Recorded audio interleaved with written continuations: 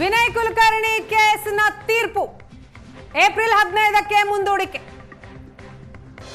ಯೋಗೀಶ್ ಗೌಡ ಕೊಲೆ ಕೇಸ್ನ ತೀರ್ಪನ್ನ ಕೋರ್ಟ್ ಮುಂದೂಡಿದೆ, ಆದೇಶವನ್ನ ಮುಂದೂಡಿದೆ.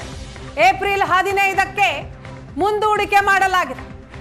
ವಿನಯ್ ಕುಲಕರ್ಣಿ ಸೇರಿದ ಹಾಗೆ 21 ಆರೋಪಿಗಳು ಆ ದಿನ ಕೋರ್ಟ್ಗೆ ಹಾಜರಿರಬೇಕು. ಕಾಂಗ್ರೆಸ್ ಶಾಸಕ ವಿನಯ್ ಕುಲಕರ್ಣಿ ಈ ಕೊಲೆ ಕೇಸ್ನ 15ನೇ ಆರೋಪಿ. ಈ ಕೇಸ್ನ ತೀರ್ಪನ್ನ ನ್ಯಾಯಾಲಯ ಏಪ್ರಿಲ್ 15ಕ್ಕೆ ಮುಂದೂಡಿದೆ.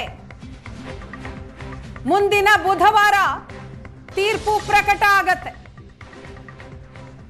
ಈ ಸಂದರ್ಭದಲ್ಲಿ ಈ ಕೇಸ್ನ ಎಲ್ಲ 21 ಆರೋಪಿಗಳು ಹಾಜರಿರಬೇಕು. ಪ್ರಕರಣದ ವಿಚಾರಣೆ ಮುಗಿಸಿರುವಂತಹ ಸೆಷನ್ಸ್ ಕೋರ್ಟ್ ಇವತ್ತಿಗೆ ತೀರ್ಪನ್ನ ಕಾಯ್ದಿರಿಸಿತ್ತು. ಆದರೆ ಈಗ ಮತ್ತೆ ಆದೇಶವನ್ನ ಮುಂದೂಡಲಾಗಿದೆ. ಏಪ್ರಿಲ್ 15ಕ್ಕೆ ಅಂತಿಮ ತೀರ್ಪು ಹೊರಬೀಳತ್ತೆ. ನ್ಯಾಯಮೂರ್ತಿ ಸಂತೋಷ್ ಗಜಾನನ ಭಟ್ ಅವರಿಂದ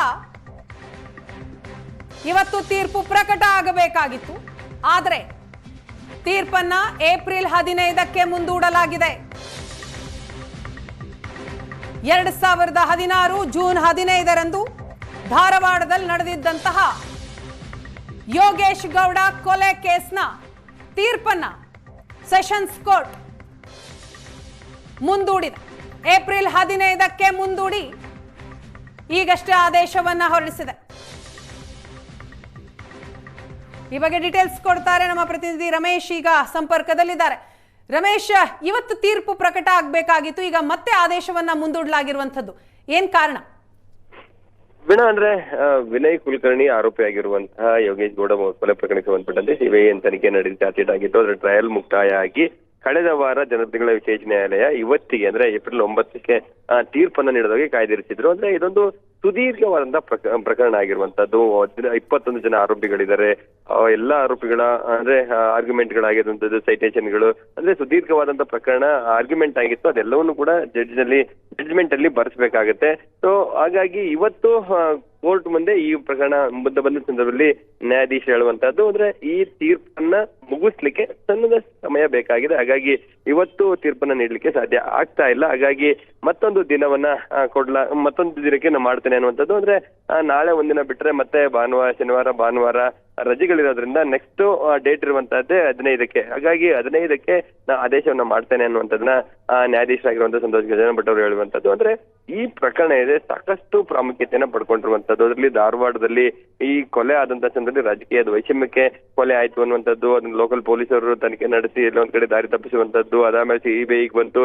ಸಿಬಿಐಗೆ ಬಂದ ನಂತರ ಈ ಪ್ರಕರಣಕ್ಕೆ ಸಾಕಷ್ಟು ಪ್ರಾಮುಖ್ಯತೆ ಬಂತು. ವಿನಯ್ ಕುಲಕರ್ಣಿ ಅರೆಸ್ಟ್ ಆಗ್ತಾರೆ. ಸಾಕಷ್ಟು ಸಾಕ್ಷಿಗಳನ್ನ ಅದರಲ್ಲಿ ಕಲೆ ಹಾಕಿರುವಂತದ್ದು. 113 ಜನ ಸಾಕ್ಷಿಗಳನ್ನ ಕರ್ಕೊಂಡು ಬಂದು ಕೋರ್ಟ್ ಮುಂದೆ ಹಾಜರುಪಡಿಸಿದ್ದಾರೆ. ಗನ್ನಲ್ಲಿ ಶೂಟ್ ಮಾಡಿರುವಂತದ್ದು ರಿಕವರಿ ಆಗಿದೆ. CCTV ಫುಟೇಜ್ಗಳಿದೆ. ಎಲ್ಲಾ ಎವಿಡೆನ್ಸ್ಗಳು ಕೂಡ ಇರುವಂತದ್ದು. ಅಂದ್ರೆ 21 ಜನ ಆರೋಪಿಗಳ ಪರವಾಗಿಯೂ ಕೂಡ ಸುದೀರ್ಘವಾದ ವಾದ ಮಂಡನೆ ಆಗಿರೋದ್ರಿಂದ ಅದೆಲ್ಲವೂ ಕೂಡ ಕೋರ್ಟ್ ಅಂದ್ರೆ ಜಡ್ಜ್ಮೆಂಟ್ ನಲ್ಲಿ ಉಲ್ಲೇಖವನ್ನ ಮಾಡಬೇಕು. ಹಾಗಾಗಿ ಜಡ್ಜ್ಮೆಂಟ್ ಅನ್ನ ಫೈನಲ್ ಮಾಡ್ಲಿಕ್ಕೆ ಒಂದಷ್ಟು ಸಮಯ ಬೇಕು ಅನ್ನುವಂಥದ್ದನ್ನ ನ್ಯಾಯಾಧೀಶ ತಿಳಿಸಿ ಮುಂದಿನ ಡೇಟ್ಗೆ ಆದೇಶವನ್ನ ಅಂದ್ರೆ ತೀರ್ಪನ್ನ ನೀಡ್ತೇನೆ ಅಂತ ಹೇಳಿ ಮುಂದೂಡಿಕೆ ಮಾಡಿರುವಂತದ್ದು. ಹಾಗಾಗಿ ಎಲ್ಲೊಂದ್ ಕಡೆ ಈ ಪ್ರಕರಣದ ಟೆನ್ಷನ್ ಏನಿತ್ತು ಅದು ಟೆನ್ಷನ್ ಏಪ್ರಿಲ್ 15ಕ್ಕೆ ಮುಂದುವರಿಕೆ ಆಗಿದೆ. Veena, thank you Ramesh.